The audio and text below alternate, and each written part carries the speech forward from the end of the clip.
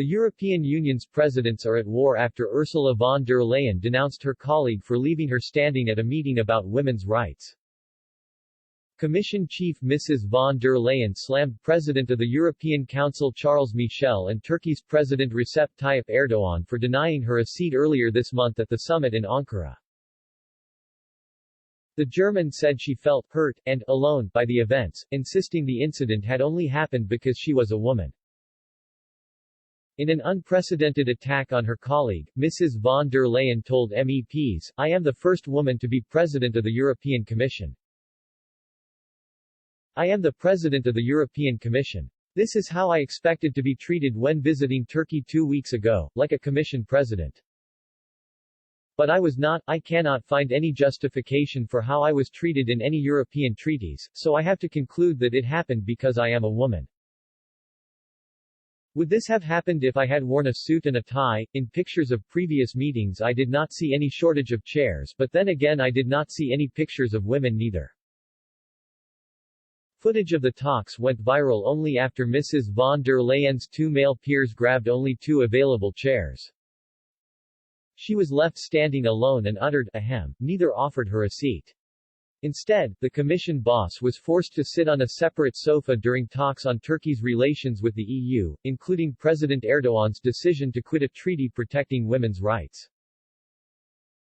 Mrs. von der Leyen insisted that the EU would need to forge its own laws to protect women as many member states have also not ratified the Istanbul Convention. She added, "Of course I know that I am in a privileged position. I am the president of an institution which is highly respected all around the world, and even more important, as a leader, I can speak up and make myself heard. But what about the millions of women who cannot? Women who are heard every day in every corner of our planet. But neither have the power, nor hold the office to speak up." When I arrived at the meeting, there were cameras in the room. Thanks to them, the short video of my arrival immediately went viral, and caused headlines around the world.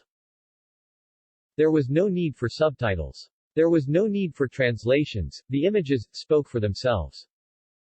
But we all know, thousands of similar incidents, most of them far more serious, go unobserved. Nobody ever sees them, or hears about them, because there is no camera, because there is nobody paying attention.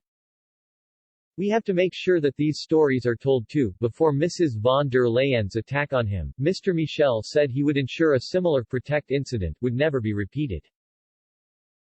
He said, "I have expressed my regret, publicly, for the situation that was created.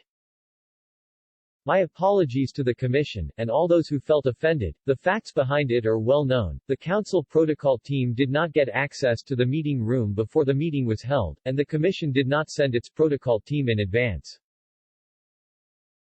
The teams did not enjoy access to seat allocation before the meeting started. Ursula von der Leyen and myself have committed to ensure that that situation can no longer occur in the future, and we've given instructions along those lines to our protocol and diplomatic teams."